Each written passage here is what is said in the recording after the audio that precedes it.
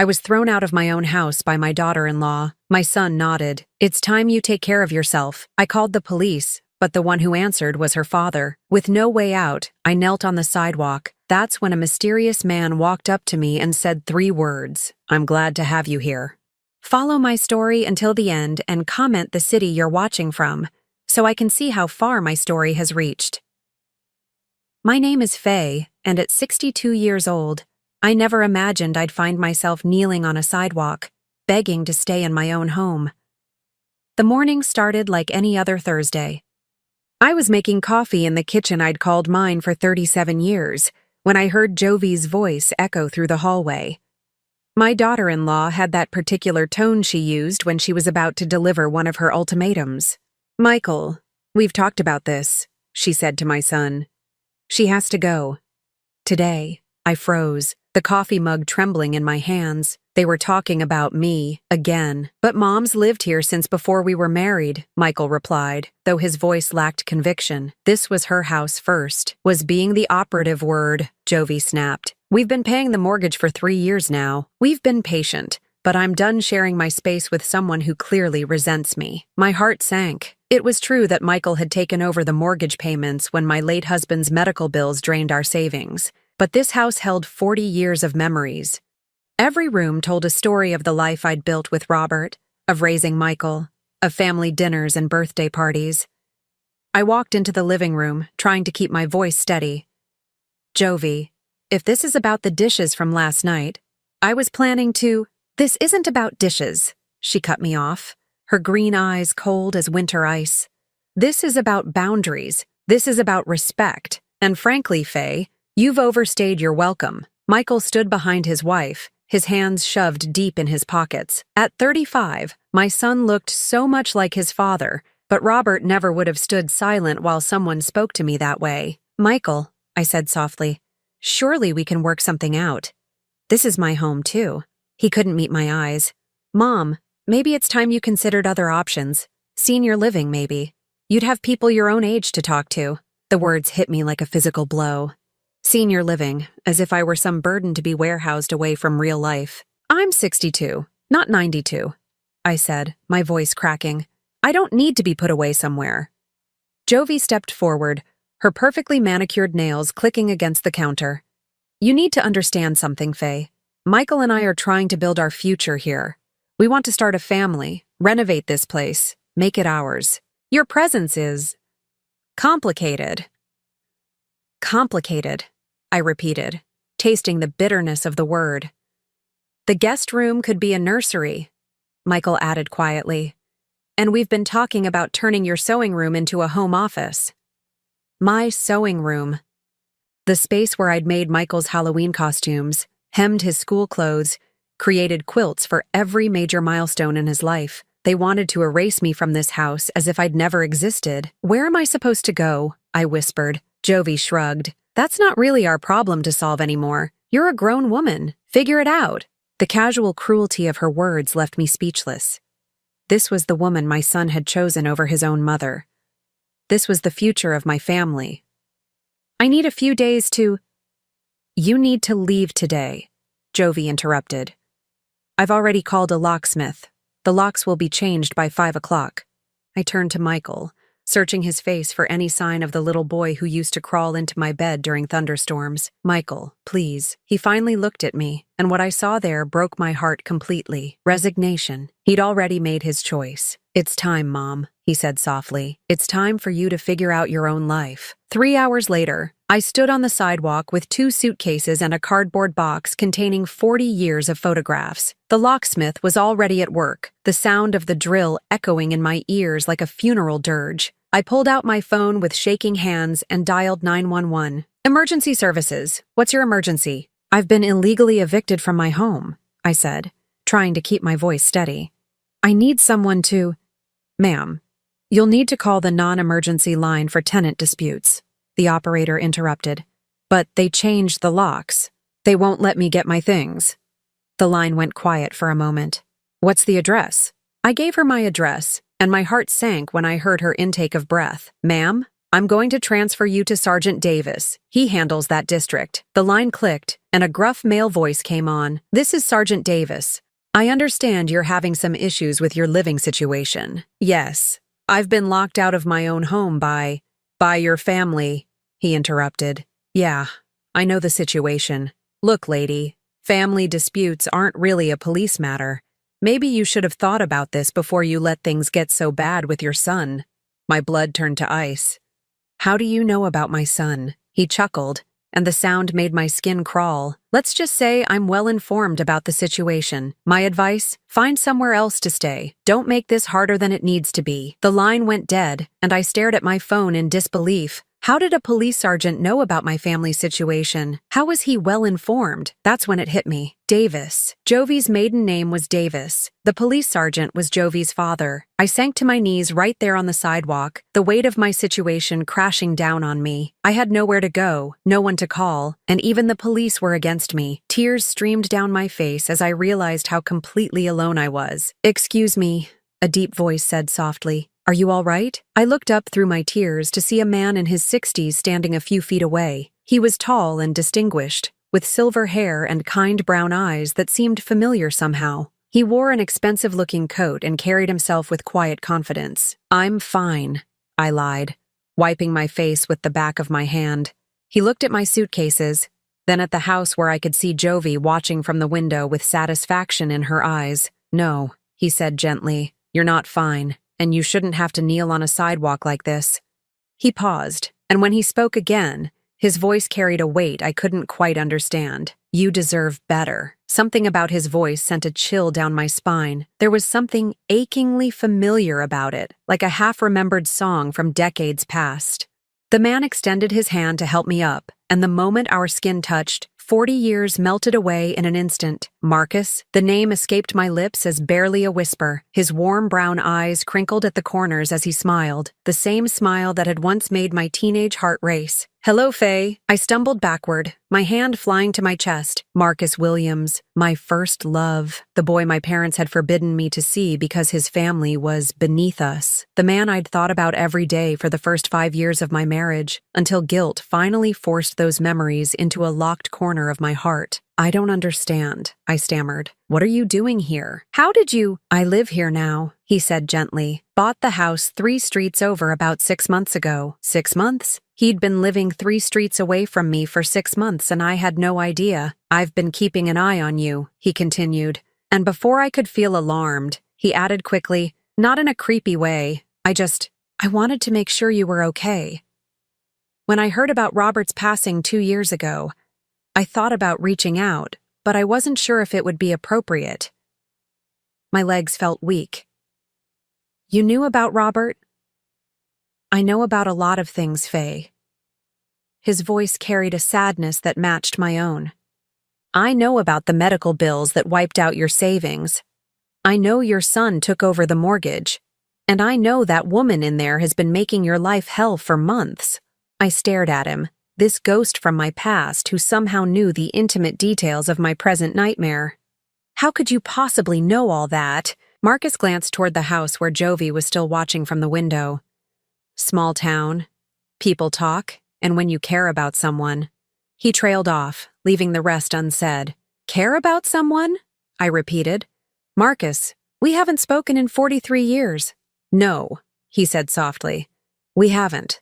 But that doesn't mean I stopped caring."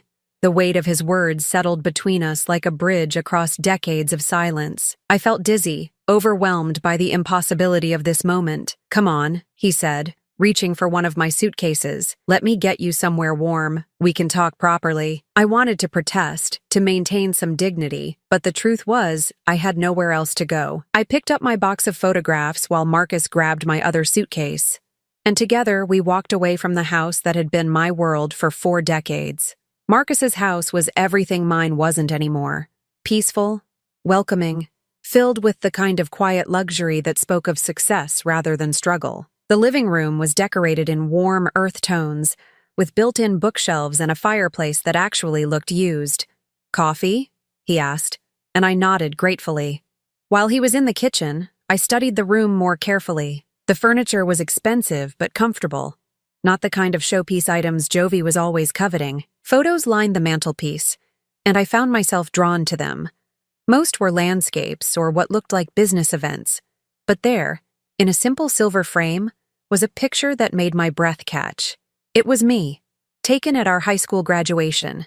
I was 18, wearing a white dress my mother had sewn, smiling at something off camera. I remembered that day clearly. It was one of the last times I'd seen Marcus before my parents forced us to break up. "I've carried that picture with me everywhere I've lived," Marcus said quietly from behind me. I turned to find him holding 2 steaming mugs, his expression vulnerable in a way that reminded me of the boy he'd once been. "Marcus, what happened to you? After your parents made it clear I wasn't good enough for their daughter?" He handed me the coffee, and I caught the slight bitterness in his voice. "I joined the army, did 2 tours overseas, used the GI Bill to get an engineering degree when I came back." He settled into the chair across from me, and I noticed he moved with the careful precision of someone who'd learned to be cautious with the world. "After college, I started a small construction company. Nothing fancy at first, just me and a truck, doing odd jobs around town. But I had something to prove." He met my eyes. "I needed to become the kind of man who could have been worthy of you." "Marcus." I started, but he held up a hand. "Let me finish. The company grew. I got lucky with some contracts, made smart investments. By the time I was 35, I owned one of the largest construction firms in the state. By 40, I'd expanded into real estate development. I never married Faye, never even came close. The confession hung in the air between us, heavy with implications I wasn't ready to face. "Why?" I whispered. "Because every woman I met, I compared to you, and none of them ever measured up to the memory of the girl who believed I could be anything I wanted to be." Tears stung my eyes. "Marcus, I was 18. I was a child. My parents. Your parents were protecting their investment," he said, not unkindly. "I understand that now. They'd already picked out Robert for you. Doctor's son, good family, bright future. They couldn't risk their daughter running off with some nobody from the wrong side of town." "It wasn't like that," I protested, but even as I said it, I knew he was right. My parents had been thrilled when Robert showed interest in me. They'd pushed the relationship from the beginning, constantly pointing out what a good match we were, how perfect our life would be. "Robert was a good man," I said quietly. "He loved me. We had a good marriage." "I'm sure you did," Marcus replied, and I could hear the effort it took him to say those words. "I'm glad you were happy, Faye. That's all I ever wanted for you." But had I been happy?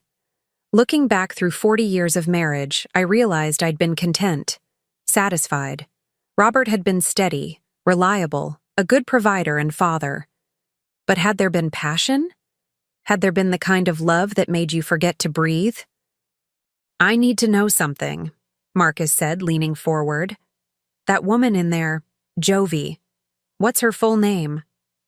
"Jovie Davis," I answered automatically. "Why?"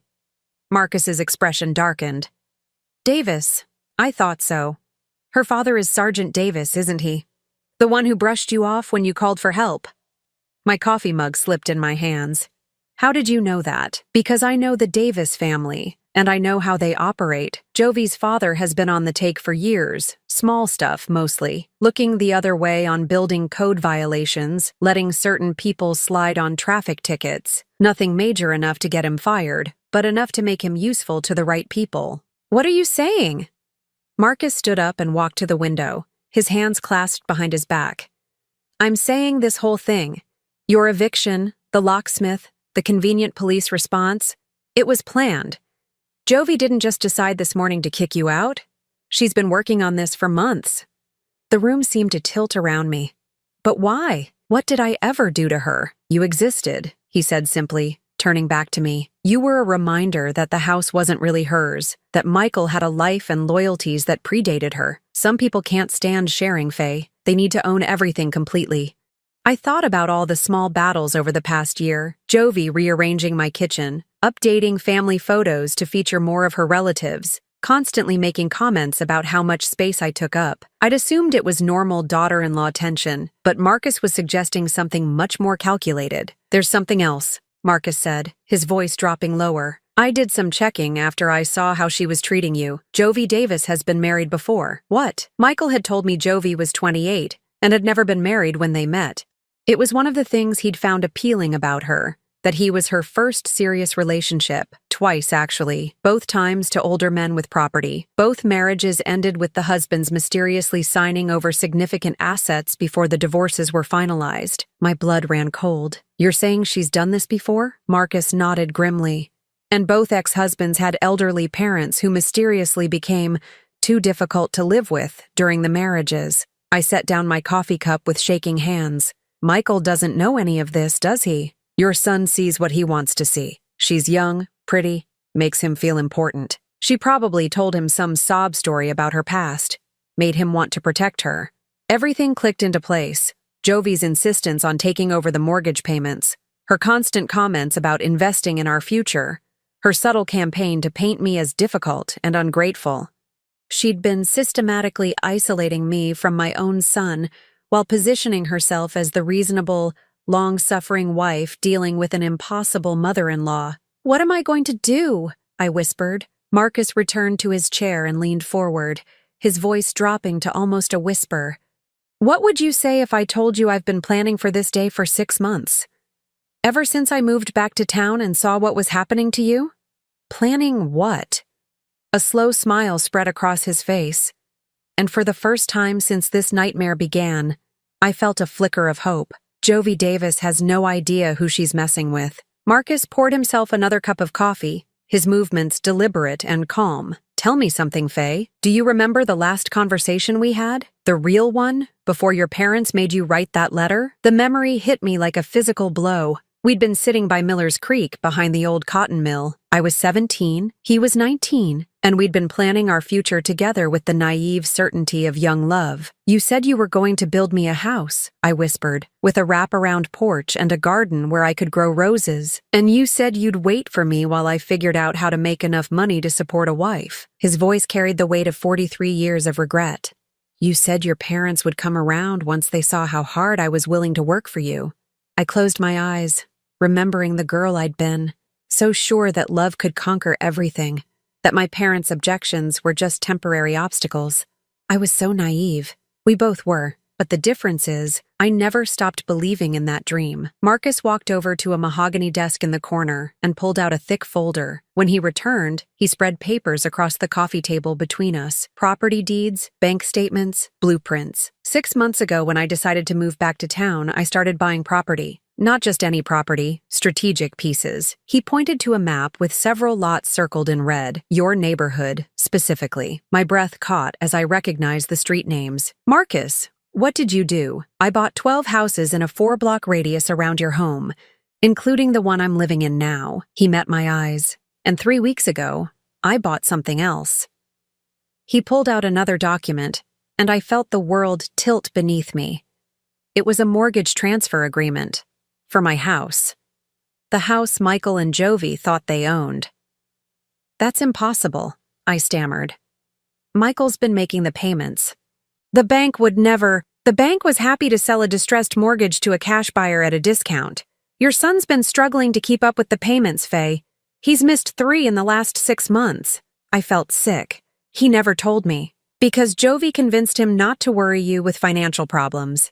She also convinced him that once you were out of the picture, they could refinance at a better rate and get their payments down to something manageable. So she knew they were in trouble, and she still insisted on kicking me out?" Marcus nodded grimly, "because she assumed they'd have time to figure it out. What she doesn't know is that as of yesterday afternoon, I own the mortgage on your house, which means I can call it due in full at any time." The implications hit me like a thunderbolt.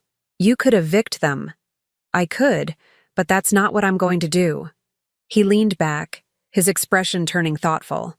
"At least, not yet." I stared at him, this man who'd loved me for 4 decades from a distance, who'd become wealthy and powerful while never forgetting the girl who'd broken his heart. "Why are you doing this?" "Because 43 years ago, your father told me I'd never be good enough for his daughter. He said I was trash from the wrong side of town, that I'd never amount to anything, and that if I truly loved you, I'd let you go so you could have the life you deserved. Marcus stood up and walked to the window again, his back to me. I believed him, Faye. I thought he was right. So I let you go, and I spent the next 4 decades proving him wrong. But it was never about him, really. It was about becoming the man you deserved. Marcus. I never married because I never stopped hoping that someday, somehow, I'd get a chance to give you that life I promised. The house with the wraparound porch, the rose garden, the security your parents said I could never provide. Tears ran down my cheeks as I absorbed the weight of his confession. You built an empire for a memory. I built an empire for you. He turned back to me, his eyes bright with unshed tears. And now that spoiled little girl thinks she can just erase you from your own life? Take away everything you've worked for? Not while I'm breathing. Before I could respond, his phone buzzed. He glanced at it and smiled.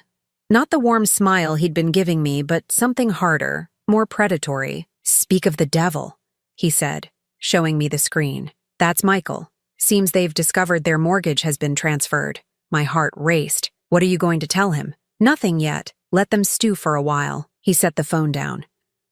But I think it's time I told you about the other properties I've acquired. Marcus pulled out another set of blueprints, these ones clearly architectural plans for a house. A large house with elegant lines and what looked like, my breath caught, is that a wraparound porch? And space for the biggest rose garden in 3 counties. His voice was soft now, vulnerable. I had it designed 2 years ago after I heard about Robert's passing. I bought the land, 20 acres on the lake, about 10 minutes from town. I told myself I was planning for retirement, but you were building the house you promised me when we were kids. The house I should have built for you 43 years ago if I'd been brave enough to fight for you instead of walking away. I stood up abruptly, overwhelmed by the enormity of what he was telling me. This wasn't just about helping me with my current crisis. This was about a love that had endured decades of separation, a dream that had never died. I need some air, I said shakily.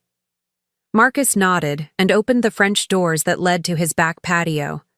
The afternoon sun was beginning to set, casting long shadows across a beautifully landscaped yard. I could see why he'd chosen this house. It had a clear view of my neighborhood, including my own backyard. You really have been watching over me, I said softly. Not in any creepy way, he assured me quickly. Just making sure you were safe. When I saw how that woman was treating you, it took everything I had not to march over there and set her straight. Why didn't you? Because I had no right. You were married to another man, living the life your parents wanted for you.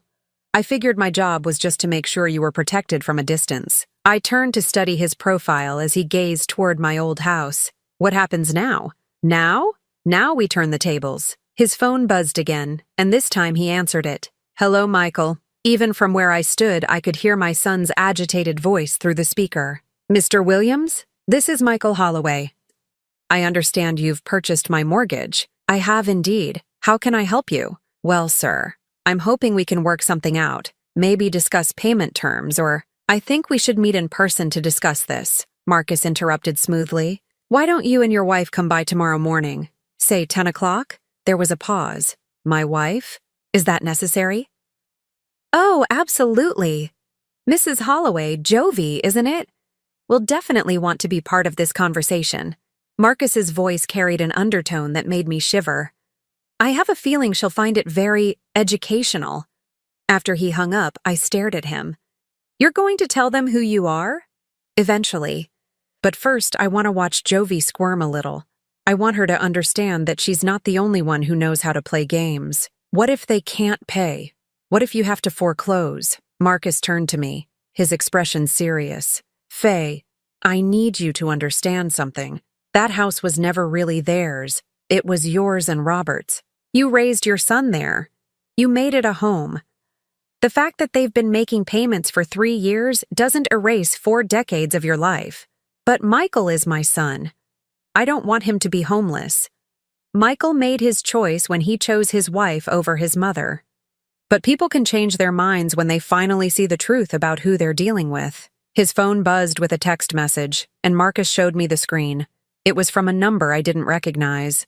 "We know you're helping that old woman. Mind your own business or you'll regret it." Marcus laughed. Actually laughed. Jovie's getting desperate. And when people get desperate, they make mistakes. "Marcus, what if she's dangerous? What if... Then she'll discover that messing with you means messing with me. And I'm not the 19-year-old kid her kind of people used to be able to push around." He pocketed his phone and took my hands in his. "Faye, I want you to trust me. Can you do that?" Looking into his eyes, I saw the boy who'd once promised to build me a house, and the man who'd spent 43 years keeping that promise. "Yes," I whispered. "I trust you." Good.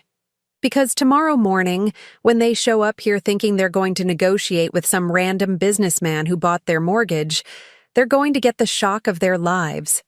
As the sun set behind us, casting the world in shades of gold and amber, I felt something I hadn't experienced in years. Anticipation. For the first time since this nightmare began, I wasn't just surviving. I was about to fight back, and I wasn't fighting alone. I spent the night in Marcus's guest room, though sleep came in restless fragments. Every time I closed my eyes, I saw Jovie's satisfied smirk as I knelt on that sidewalk, or Michael's face when he told me it was time to figure out my own life. But mixed with the pain was something else, a growing sense of anticipation that I hadn't felt in decades. At 8 in the morning, Marcus knocked gently on my door. "How did you sleep?" "Like someone whose whole world just turned upside down," I said honestly. "But also like someone who might actually have hope for the first time in months." He smiled and handed me a cup of coffee. "Good. Because we have about an hour before showtime, and I want to prepare you for what's going to happen." We sat in his kitchen as he laid out his strategy. It was brilliant in its simplicity. Let them think they were dealing with a typical businessman. Let Jovie's arrogance and entitlement expose her true nature, and then reveal the connection that would shake their world. "What if Michael doesn't believe you?" I asked. "What if she's poisoned him so thoroughly against me that he won't listen? Then we'll know where his loyalties truly lie. But Faye, I have a feeling your son is about to see his wife's real face for the first time." At exactly 10 o'clock, Michael's car pulled into Marcus's driveway.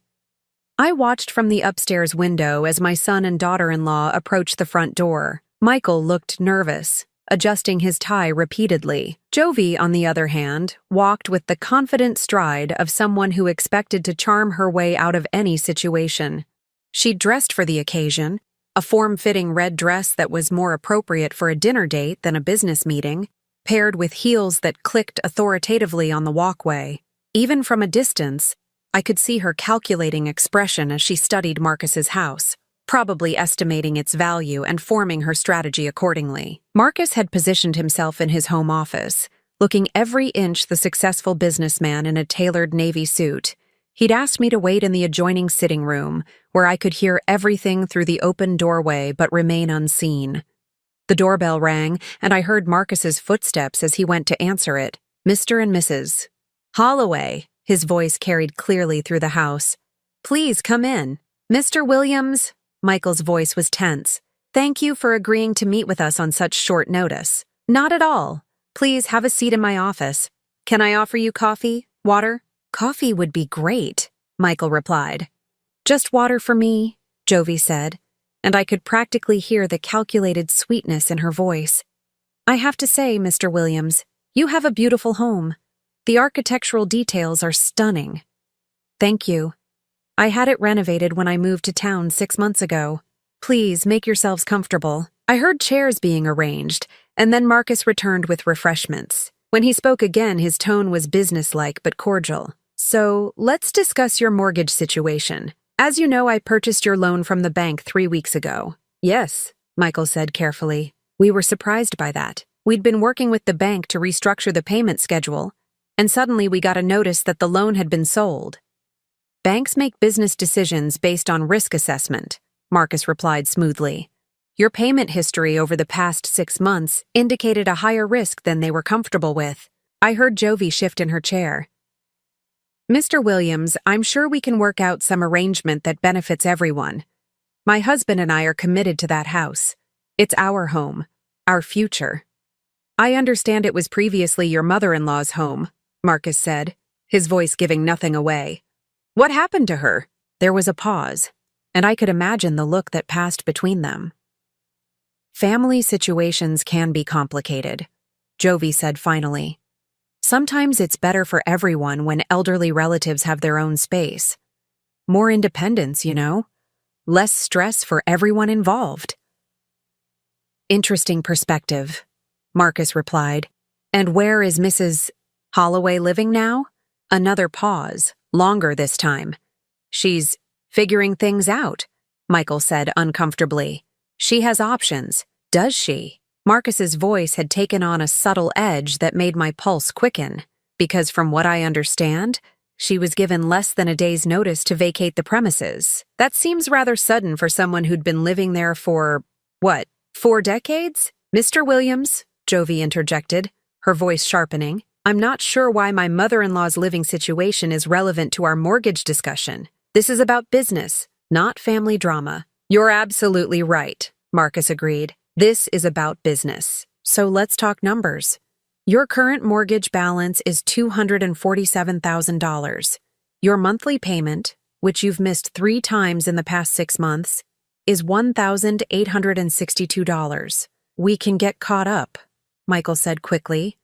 I've been dealing with some temporary setbacks at work, but your wife's father's legal troubles haven't helped, I imagine, Marcus interrupted casually. The silence that followed was deafening. I held my breath, wondering how Marcus knew about Sergeant Davis's problems. I'm sorry, Jovie's voice was ice cold now. Sergeant Davis. Internal Affairs has been investigating him for the past 3 months, haven't they?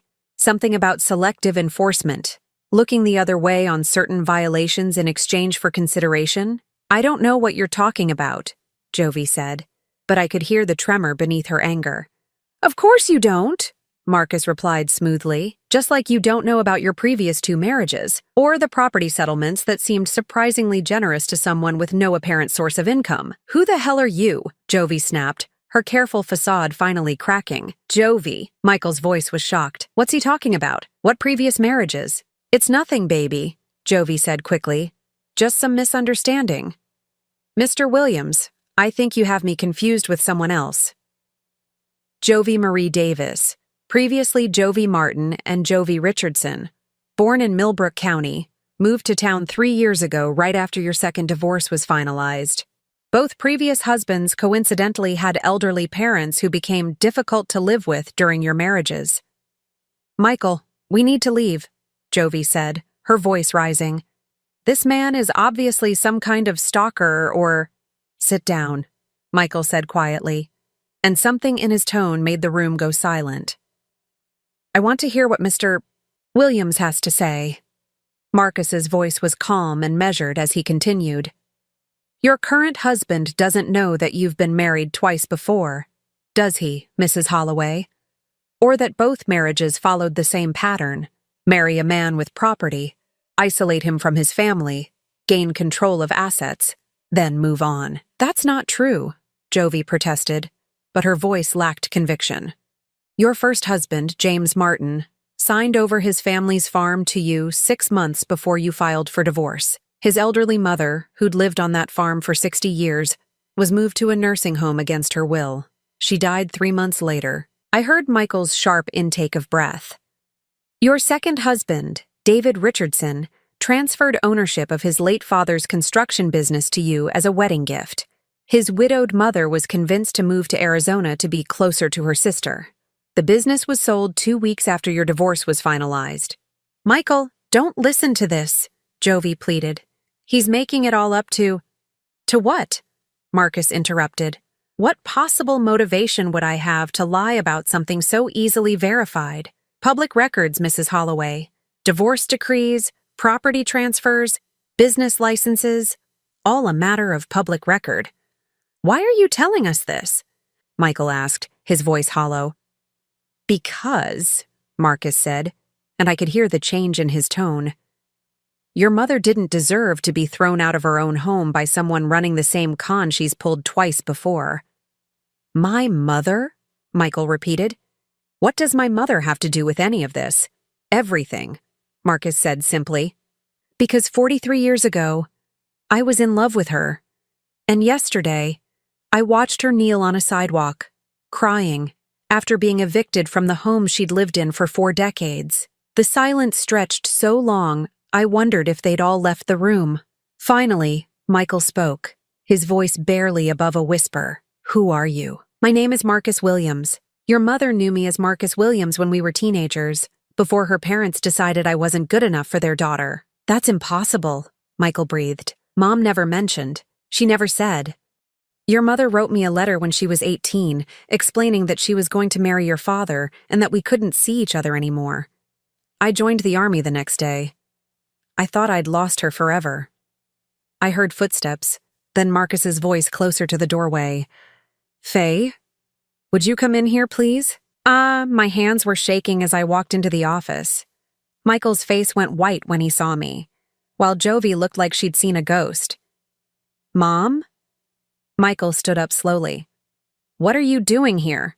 "She's here," Marcus said, moving to stand beside me, "because when I saw her kneeling on that sidewalk yesterday, begging not to be thrown out of her own home, I realized I'd been given a second chance to do what I should have done 43 years ago." "Which is what?" Jovie demanded, her voice shrill. Marcus looked directly at her, his expression hard as granite. "Protect the woman I love from people who want to hurt her." The words hung in the air like a thunderclap. Michael stared at his mother, then at Marcus, then at his wife, who looked like she was calculating her next move. "This is insane," Jovie said finally. "Michael, we're leaving. Now." "No," Michael said quietly. "No, I think I need to hear the rest of this." Jovie's carefully constructed world was crumbling, and from the desperate look in her eyes, I could see she was about to do something drastic. Jovie's face had gone from calculating to desperate, and I recognized the look in her eyes. It was the same expression I'd seen countless times over the past months when she felt cornered, cold, predatory, and dangerous. "Michael," she said, her voice taking on that syrupy tone she used when she wanted something. "This man is obviously obsessed with your mother. This whole mortgage thing is probably just a way to get close to her. We should call the police." "Your father?" Marcus asked mildly.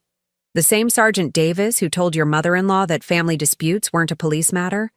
The one currently under investigation for corruption?" Michael turned to stare at his wife. "Your father is a police sergeant? You told me he was retired military." Jovie stammered, then recovered quickly.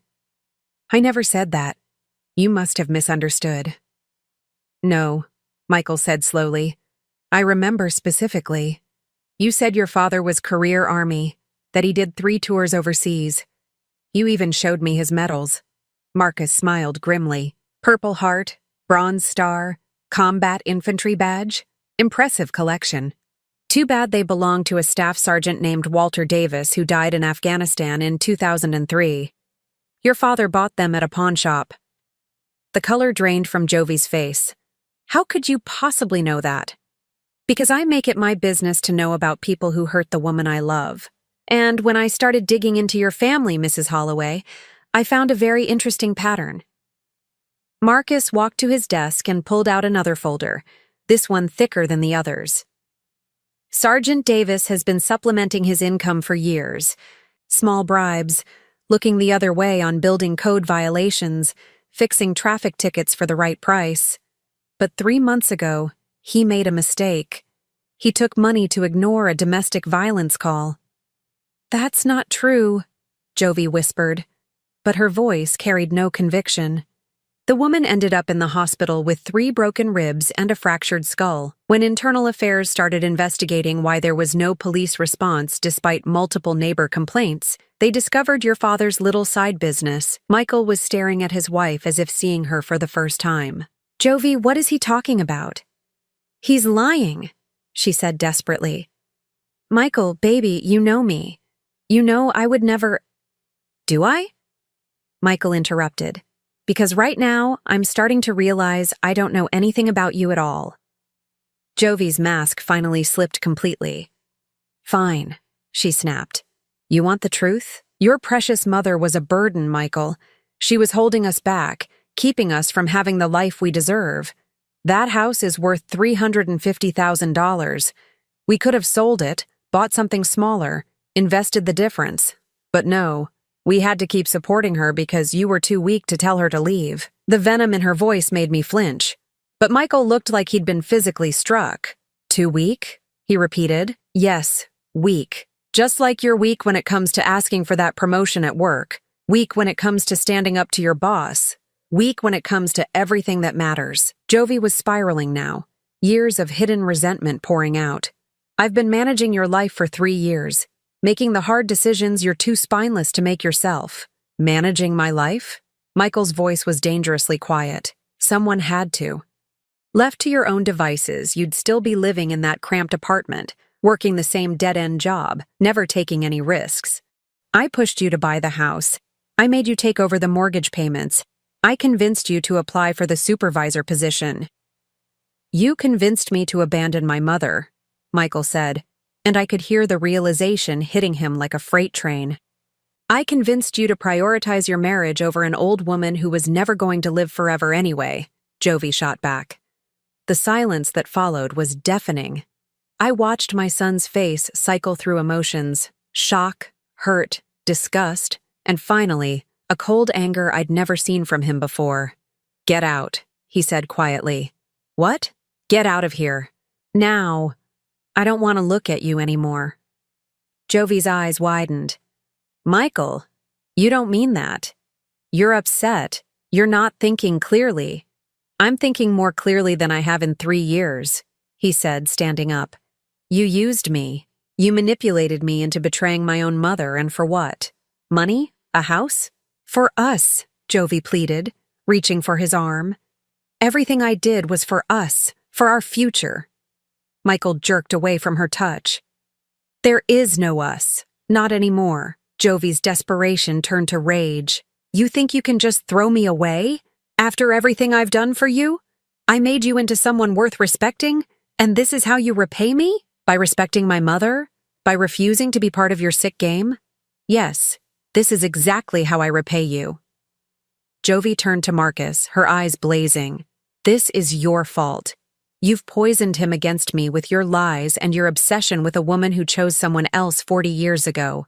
The only poison here, Marcus said calmly, is the one you've been feeding your husband since the day you met him, making him believe his mother was a burden, that his loyalty to his family was weakness, that the only way to be a real man was to choose you over everyone else who'd ever loved him. She's a bitter old woman who can't accept that her son has moved on, Jovie snarled, pointing at me. She's jealous of what Michael and I have together. Had, Michael corrected coldly. What we had. Past tense. Jovie whirled back to face him. You think you can just walk away? You think it's that simple? I know things about you, Michael. Things that could ruin your career, your reputation. Like what? Marcus interrupted smoothly. Like the fact that he's been struggling to make mortgage payments? Like the fact that his wife has been lying to him about everything from her family background to her previous marriages? Or maybe you're talking about the anonymous complaints that have been filed with his employer about his unstable home situation. Jovie's face went white. How did you know about the complaints you filed yourself? The ones designed to put pressure on Michael to choose between his job and his mother? Marcus smiled coldly. I told you, Mrs. Holloway. I make it my business to know about people who hurt the woman I love. You've been filing complaints about me at work? Michael asked, his voice barely controlled. I was trying to help, Jovie said weakly. If they thought your home life was affecting your performance, they'd understand why you needed space from your mother. You were sabotaging my career to manipulate me into abandoning my mother, Michael said, and I could hear the final pieces clicking into place for him. Jovie seemed to realize she'd lost everything. Her carefully constructed web of lies was unraveling, and there was nothing left but the truth she'd been hiding. Her face twisted with fury as she turned on me. This is all your fault, she hissed. If you'd just gone quietly, if you'd just accepted that you weren't wanted anymore, none of this would have happened. You're right, I said quietly, speaking for the first time since entering the room. If I'd just accepted being unwanted, you could have continued destroying my son's life without interference. I was giving him a better life, she insisted. You were isolating him from everyone who truly loved him so you could control him completely, I replied. Just like you did with your previous husbands. Jovie's last desperate gambit was to appeal to Michael's guilt one more time. Michael, please. I love you. Everything I did because I love you, and I wanted us to have a future together. Don't throw away 3 years of marriage over one misunderstanding. Michael looked at her for a long moment, and I saw something in his expression that reminded me of his father, a quiet strength I'd worried he'd lost forever. 3 years of lies isn't a misunderstanding, Jovie. It's fraud, and I'm done being your victim. Fine, Jovie said, her voice turning venomous again. Fine, but don't think this is over. I'll take you for everything you have. The house, your savings, your retirement. Actually, Marcus interjected, you won't, because the house belongs to me now, remember? And under the terms of your prenuptial agreement— We don't have a prenuptial agreement, Jovie interrupted. No, but your previous 2 husbands did. Very specific agreements that were mysteriously amended right before the divorces. Amazing how those amendments always seem to favor you, despite having no legal grounds. Almost like someone with law enforcement connections was helping to intimidate the husbands into signing. Jovie's face had gone ashen. You can't prove any of that. I don't have to, Marcus said simply. Your previous husbands are very interested in talking to investigators about how those agreements were changed. Seems they've been comparing notes. The fight went out of Jovie all at once. She stood there for a moment, looking between Michael and me and Marcus, and I could see her calculating whether there was any way to salvage the situation. There wasn't. This isn't over, she said finally, grabbing her purse. You think you've won, but you have no idea what you've started. On the contrary, Marcus replied. I think we've finished something that should have ended the day you first decided to hurt an innocent woman for your own gain. Jovie stormed out, her heels clicking angrily across the hardwood floor. The front door slammed with enough force to rattle the windows. In the silence that followed, Michael sank back into his chair and put his head in his hands. Mom, he said without looking up.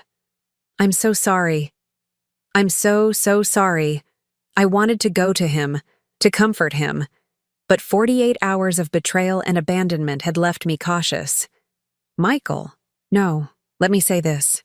He finally looked up, and his eyes were red with unshed tears. I chose her over you, my own mother who raised me, who loved me unconditionally, who never asked for anything but respect, and I threw you out of your own home for a woman who was using me. You didn't know, I said softly. I should have known. I should have seen what she was doing, should have questioned why she was so determined to get rid of you. He wiped his eyes. God, Mom, can you ever forgive me? Looking at my son, really looking at him for the first time in months, I saw past the manipulation and hurt to the little boy who used to crawl into my bed during thunderstorms. The man who'd stood at his father's funeral and promised to take care of me. There's nothing to forgive, I said. You're my son. I'll always love you. But even as I said the words, I knew that our relationship would never be quite the same. Trust, once broken, takes time to rebuild, and I had my own future to consider now. A future that, for the first time in decades, was entirely my own to choose. 3 months later, I stood on the wraparound porch of my new home, watching the sunrise paint the lake in shades of gold and rose. The coffee in my hands was still steaming, and for the first time in years, I wasn't rushing to get somewhere or worried about someone else's schedule. The house Marcus had built was everything he'd promised and more. 20 acres of rolling hills, a garden where I could grow all the roses I wanted, and a peace so profound it still sometimes took my breath away. But the most beautiful part wasn't the house itself. It was the man who'd kept a 43-year-old promise to build it for me. You're up early, Marcus said, stepping onto the porch with his own cup of coffee. Even at 64, he moved with the quiet confidence that had first attracted me when we were teenagers. Old habits, I replied, leaning into his side as he wrapped his arm around me. Besides, I love watching the sunrise from here. No regrets? He asked, and I knew he wasn't talking about waking up early. None, I said firmly. You? Only that it took us 43 years to get here. We'd married 6 weeks ago in a small ceremony by the lake, with only a handful of friends in attendance. Michael had been there, standing as Marcus's best man with tears in his eyes as he watched his mother marry the man who'd loved her since they were kids. The divorce from Jovie had been finalized just days before our wedding. True to form, she'd tried to take Michael for everything. But Marcus's investigation into her background had provided enough ammunition to ensure she left with nothing more than she'd brought to the marriage. Last I'd heard, she'd moved to another state, probably searching for her next victim. Michael had moved into a small apartment downtown and was slowly rebuilding his life. Our relationship was healing, but it would take time. Some wounds run deep, and the trust between us had been shattered by his choices during those final months with Jovie. But he was my son, and I could see he was genuinely trying to make amends. "Penny for your thoughts," Marcus said, following my gaze toward the lake. "Just thinking about choices," I said. "How one decision can change everything. Having second thoughts about marrying an old fool who's been carrying a torch for decades." I turned to look at him, this man who'd built an empire while never forgetting the girl who'd broken his heart. "The only fool here is the one who waited 43 years to come find you." "I couldn't come find you while you were married to Robert," he said gently, "no matter how much I wanted to." That was one of the things I loved most about Marcus, his fundamental decency. He'd loved me from afar for 4 decades, but he'd never once tried to interfere in my marriage or cause problems in my family. Even when he moved back to town, he'd simply watched from a distance, making sure I was safe. "What are your plans for today?" he asked, changing the subject. "I thought I'd work in the garden this morning. The roses you planted are finally starting to bloom." I smiled. "And this afternoon, I have something I want to show you." Marcus raised an eyebrow. "Oh? A surprise. Something I've been working on while you've been traveling for business." Over the past month, Marcus had been wrapping up his construction projects, preparing to step back from day-to-day operations and focus on real estate investment. At our age, he said, it was time to enjoy the fruits of his labor rather than working 16-hour days. "Should I be worried?" he asked with mock concern. "Only if you don't like surprises." After breakfast, I spent the morning in my garden, marveling at the luxury of having nothing more pressing to do than tend my roses. The garden was Marcus's wedding gift to me. 2 acres of carefully planned beds filled with every variety of rose I'd ever dreamed of growing. But my real surprise was in the greenhouse he'd built for me, where I'd been working on a project that I hoped would honor both our past and our future. That afternoon, I led Marcus down the flagstone path to the greenhouse, my heart beating faster with anticipation. "Close your eyes," I said when we reached the door. "Faye, trust me." He closed his eyes and let me guide him inside. The greenhouse was filled with afternoon light, and the air was sweet with the scent of growing things. "Okay," I said. "You can look now." Marcus opened his eyes and gasped. I'd converted half the greenhouse into a workshop, complete with easels, paints, and canvases. But it wasn't the art supplies that made him catch his breath. It was the painting on the central easel. I'd painted Miller's Creek as it had been when we were teenagers, with the old cotton mill in the background and 2 young people sitting on the bank, planning their future together. But I'd also painted it as it was now. The mill converted into expensive condos, the creek cleaned up and landscaped, the 2 teenagers now silver-haired and hand in hand. "Faye," he whispered, "it's beautiful." "I started painting again after I moved in here," I said. "I haven't held a brush since high school, but somehow, being here, being happy again, it all came flooding back." Marcus studied the painting, his eyes moving from the young couple to the older one. "We look like we belong together. We do belong together. We always did." He turned to me, his eyes bright with emotion. "You know what this means?" "What?" "It means I finally get to give you everything I promised when we were kids. The house, the garden, and now, time. Time to rediscover all the dreams you put aside for other people." I felt tears prick my eyes. For 40 years, I'd been someone's wife, someone's mother, someone's caregiver. I'd defined myself by my relationships to other people, by what they needed from me. But here, in this place Marcus had built for me, I was finally free to be just myself. "There's something else," I said. leading him to another easel covered by a cloth. "I painted this one for Michael." I pulled away the cloth to reveal a portrait of the three of us. Michael as a little boy, standing between Marcus and me. It was imaginary, of course, a vision of what might have been if my parents hadn't interfered all those years ago. "Do you think he'll like it?" I asked. "I think he'll treasure it," Marcus said, "just like I treasure you." That evening we sat on the porch swing Marcus had built, watching the sunset reflect off the lake. It was the kind of peaceful moment I'd dreamed of, but never quite believed I'd experience. "Do you ever wonder what would have happened if we'd found each other sooner?" I asked. Marcus was quiet for a moment. "Sometimes. But then I think about all the lessons we had to learn separately before we could appreciate what we have together." "What kind of lessons?" "I had to learn that success without love is empty. You had to learn that love without respect is toxic. And we both had to learn that it's never too late to choose happiness." My phone buzzed with a text message. It was from Michael. "Thank you for inviting me to dinner Sunday. I can't wait to see the new painting you mentioned. Love you, Mom." I showed the message to Marcus, who smiled. "He's coming around. He's trying," I said. "That's all I can ask for." "What about us? What are we trying for?" I leaned back against his shoulder, feeling more content than I had in decades. "We're not trying for anything. We're just being together, being happy, being ourselves, being 60-something and acting like teenagers," Marcus added with a chuckle. "Nothing wrong with that."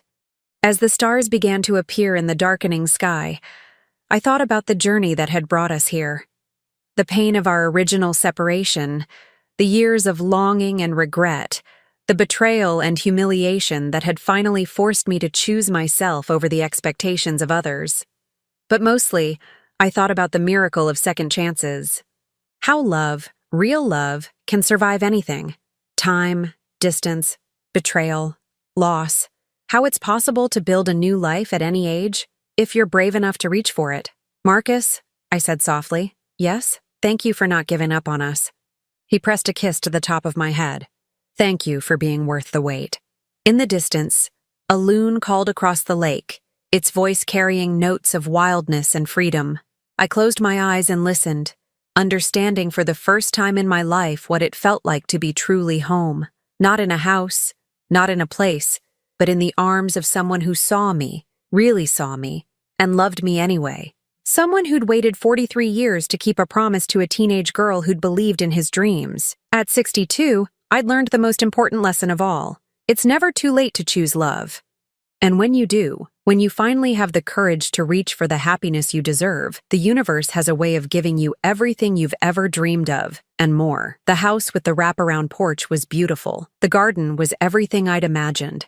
But the real gift was waking up every morning next to a man who'd never stopped believing in our story. Some love stories end in tragedy. Others end in compromise. Ours ended in triumph. Now I'm curious about you who listened to my story. What would you do if you were in my place? Have you ever been through something similar? Comment below. And meanwhile, I'm leaving on the final screen 2 other stories that are channel favorites, and they will definitely surprise you. Thank you for watching until here.